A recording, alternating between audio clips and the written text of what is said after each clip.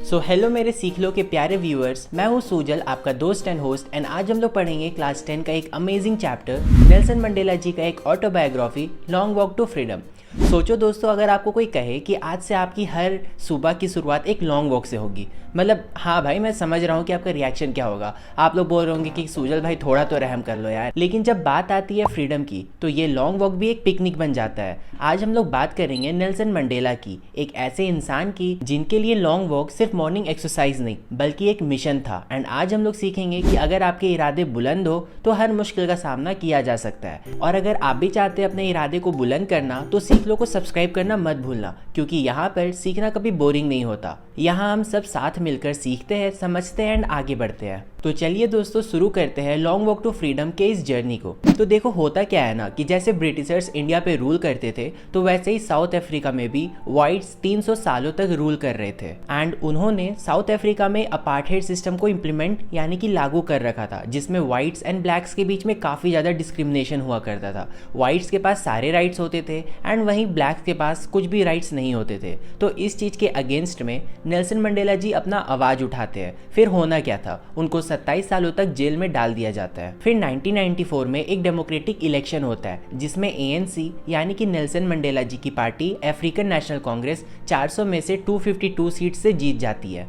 फिर उनकी government form होती है एंड नेल्सन मंडेला जी को साउथ अफ्रीका का फर्स्ट ब्लैक प्रेसिडेंट बनाया जाता है। फिर May 10, 1994 को अफ्रीका में एक बहुत बड़ा इनॉग्रेशन होता है। 140 कंट्री के पॉलिटिशियंस, बड़े बड़े लोग एंड 1 लाख से ज़्यादा south African whites, blacks and coloured people freedom celebrate करने वहाँ आते हैं। एंड उसी दिन नेल्सन मंडेला जी ओथ लेते हैं एंड बनते हैं साउथ अफ्रीका के first black president. By the way, coloured people का मतलब जो डस्की स्किन के लोग होते हैं ना, मतलब कि हमारे जैसे इंडियन टाइप्स के एंड जो माइग्रेंट्स होते हैं, तो उनको कलर्ड पीपल बोला जाता है। तो अब चलिए इस चैप्टर के मेन कंटेंट की तरफ चलते हैं। 10 मई 1994, ये दिन बहुत ब्राइट एंड क्लियर है, क्योंकि इस दिन पूरे दुनिया भर से लोग एंड उनके वर्ल्ड लीडर्स वहाँ पर आए थे साउथ अफ्रीका की इनॉग्रेशन सेरेमनी अटेंड करने। एंड ये साउथ अफ्रीका की मिट्टी का पहला सबसे बड़ा गैदरिंग है, क्योंकि इसी दिन मैं यानी कि नेल्सन मंडेला ओथ लेने वाले हैं एंड बनने वाले हैं साउथ अफ्रीका के फर्स्ट ब्लैक प्रेसिडेंट। वैसे ये सेरेमनी प्रिटोरिया के यूनियन बिल्डिंग में हो रहा था,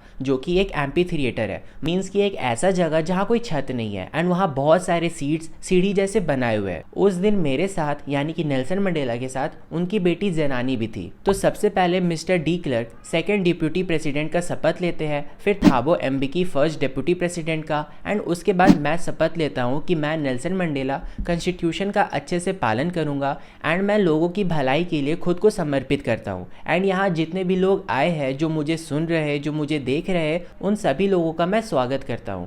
आज हम सब यहाँ पर अपने फ्रीडम को सेलिब्रेट करने के लिए आए हैं, लेकिन उसके साथ साथ हमें ये भी समझना होगा कि हम एक बहुत बड़े ह्यूमन डिजास्टर से बाहर आए हैं, जो कि हमारी मिट्टी में बहुत डिकेड से चलते आ रहा था। एंड अब हम सब मिलकर एक ऐसे सोसाइटी को फॉर्म करने वाले हैं जहां हर तरह के लोग साथ मिलकर रहेंगे, जहां पर कोई भी डिस्क्रिमिनेशन नहीं होगा। इस सॉइल में बहुत पहले से अपार्थाइड सिस्टम चलते आ रहा है, जिसके कारण बहुत सारे कंट्रीज ने साउथ अफ्रीका से अपने डिप्लोमेटिक रिलेशन, मतलब कि अपना रिश्ता को तोड़ लिया है। लेकिन आज मुझे एक रेयर प्रिविलेज मिला है कि मैं ऐसे साउथ अफ्रीका को पूरे दुनिया के सामने होस्ट कर पा रहा हूँ। मैं अपने सारे गेस्ट को वापस से थैंक यू बोलना चाहता हूँ, क्योंकि ये एक कॉमन विक्ट्री है, victory for justice, for piece and for human dignity. And आखिरकार हम वो पॉलिटिकल पावर को हासिल कर पाए जिससे हम लोगों की पॉवर्टी, मतलब कि गरीबी, सफरिंग्स एंड हर तरह के डिस्क्रिमिनेशंस को दूर कर पाएंगे। एंड अब इस ब्यूटीफुल लैंड को कभी भी किसी का भी दबाव नहीं सहना पड़ेगा। हमने जो ह्यूमन अचीवमेंट अफ्रीका में पाया है, उसका सूरज कभी भी नहीं ढलने वाला। एंड फिर वो यानी कि नेल्सन मंडेला जी लास्ट में कहते हैं कि अब फ्रीडम की दौर शुरू हुई है, गॉड ब्लेस अफ्रीका। तो ये जो मैंने बोला वो उस दिन का नेल्सन मंडेला का स्पीच था। फिर थोड़ी देर बाद सभी अपने आंखों को ऊपर करते हैं स्काई शो को देखने के लिए। मतलब ऊपर से अब ऑब्वियसली हेलीकॉप्टर प्लेन पार होगा, तो आप लोग ऐसे करके देखोगे ना, ऐसे थोड़ी ना देख पाओगे, तो वही मतलब कहा जा रहा है। एनीवेज, वो देखते हैं कि हेलीकॉप्टर्स, जेट्स, ट्रूप कैरियर्स सब अपना अपना प्रदर्शन कर रहे हैं एंड वो लोग दिखाना चाह रहे हैं कि साउथ अफ्रीका की जो मिलिट्री है वो उनके साथ है। वो लोग भी फ्रीली फेयरली इलेक्टेड गवर्नमेंट को सपोर्ट करती है। इसके बाद जो डिफेंस के जनरल थे, जो पुलिसमैन थे, जिनके चेस्ट में ऐसे मेडल लगे हुए हैं, तो वो सब लोग ओथ लेते हैं एंड नेल्सन मंडेला जी को सैल्यूट करते हैं। And meanwhile Nelson Mandela ji smile कर रहे थे एंड सोच रहे थे कि ये वही लोग हैं जो कुछ साल पहले अगर मेरे को देख लेते तो शायद मेरे को अरेस्ट कर लेते। फिर थोड़ी देर बाद स्मोक्स एंड जेट्स की मदद से अफ्रीका की नेशनल फ्लैग का कलर आसमान में छोड़ा जाता है एंड ये जो स्मोक्स थे वो black, red, green, blue and golden colour के थे।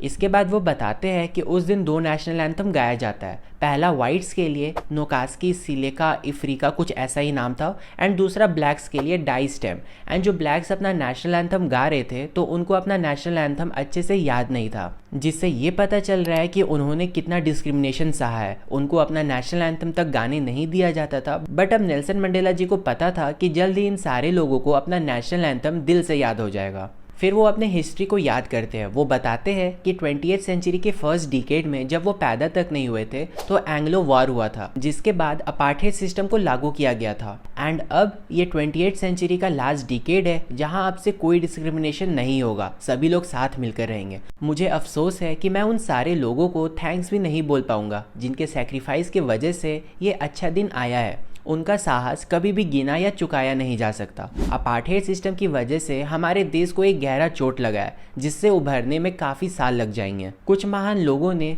मेरे से पहले इस सिस्टम के अगेंस्ट आवाज़ उठाया था, जैसे कि Oliver Tambos, Walter Sisulus, chief Luthulis, I hope मैं सही प्रोनाउंस कर रहा हूँगा, Yusuf Dadoos, Bram Fischer and Robert. मेरे देश की मिट्टी के नीचे बहुत सारे मिनरल्स, बहुत सारे रिसोर्सेस हैं, लेकिन इस देश का सबसे बड़ा धन इस देश के लोग हैं, जो कि एक प्योर डायमंड से भी ज़्यादा प्योर एंड ट्रू है। सॉरी टू इंटरप्ट, बट मैं आपको बता दूं कि ये सारा जो चीज़ मैं बोल रहा हूँ वो नेल्सन मंडेला उस दिन अपने स्पीच में बोले थे। अब फिर कंटिन्यू करते हैं। फिर इसके बाद वो कहते हैं कि मैंने देखा है कि लोग एक विचार, एक आइडिया के लिए अपने आप को खतरे में डाल देते हैं एंड अपने जान को दे भी देते हैं एंड वो अपने ऊपर सारे अटैक, सारे हमले को झेल लेते हैं, वो भी बिना टूटे, बिना झुके। एक साहसी इंसान वो नहीं होता जिसको डर नहीं लगता, बल्कि वो होता है जो डर के ऊपर जीत हासिल कर। अरे ये तो माउंटेन ड्यू का था। एनीवेज, फिर वो कहते हैं कि किसी भी आदमी को उसके रंग, उसके बैकग्राउंड या उसके धर्म के कारण नफरत नहीं होता है, उनको नफरत करना सिखाया जाता है। एंड अगर नफरत करना सिखाया जा सकता है तो हम उन्हें प्यार करना भी सिखा सकते हैं। मैं जब जेल में था तो वहाँ के गार्ड्स मुझे एंड मेरे साथियों को बहुत परेशान करते थे, बहुत टॉर्चर किया जाता था, लेकिन कहीं ना कहीं उनके अंदर भी ह्यूमैनिटी थी एंड इसीलिए वो लोग मुझे एक टाइम के बाद परेशान करना छोड़ देते थे। कोई भी इंसान अपने स्किन कलर को डिसाइड नहीं करता है, कोई भी अपने स्किन कलर को चेंज नहीं कर सकता, ये सब कुछ गॉड गिवन होता है। एंड इसके अलावा साउथ अफ्रीका के लैंड में वाइट पैदा होना वो तो बहुत मुश्किल है।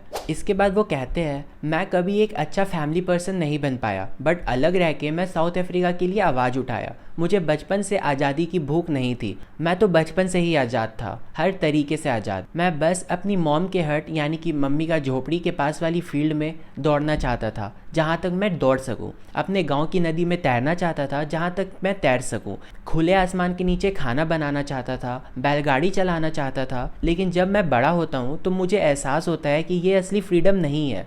एज अ स्टूडेंट मुझे बस अपने लिए फ्रीडम चाहिए था, लेकिन जब मैंने इन ब्लैक लोगों को स्ट्रगल करते देखा, डिस्क्रिमिनेशन देखा, तो मुझे समझ आया कि मुझे इनके लिए लड़ना होगा। फिर जल्द ही मेरी शादी हो जाती है। मैं एक अच्छा हस्बैंड बनने का कोशिश करता हूँ, लेकिन जब मैं अपने अराउंड देखता हूँ, अपने फैमिली के लोगों को देखता हूँ, तो कोई भी आज़ाद नहीं था, कोई भी खुश नहीं था। फिर मैंने ANC ज्वाइन किया, यानी कि अफ्रीकन नेशनल कांग्रेस, एंड इस चीज़ के अगेंस्ट में आवाज़ उठाया, लेकिन जल्द ही मुझे क्रिमिनल घोषित कर दिया गया एंड जेल में डाल दिया गया। मुझे अपनी फैमिली से दूर कर दिया एंड उसके बाद मैंने अपना आधा ज़िंदगी जेल में ही बिताया एंड वहाँ से अपनी लड़ाई लड़ी।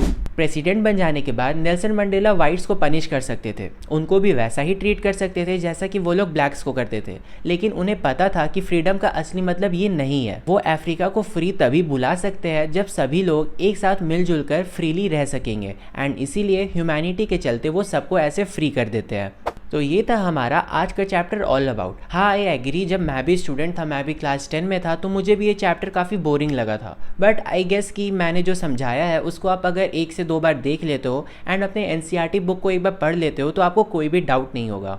तो अब अगर आपको भी लगता है कि आपका लाइफ एक लॉन्ग वॉक है, मतलब कि हो सकता है यार आप जैसे स्टूडेंट लोग भी बहुत स्ट्रगल करते हैं, तो मुझे बताओ कि आप अपने स्टोरी का टाइटल क्या रखेंगे। जैसे कि मंडेला जी ने अपने स्टोरी का टाइटल रखा ना, लॉन्ग वॉक टू फ्रीडम, तो आपका स्टोरी का टाइटल क्या होगा? तो जिसका कमेंट सबसे फ़नी और इंटरेस्टिंग हुआ तो उसको मैं पिन कर दूंगा ताकि बाकी लोग भी देख पाए।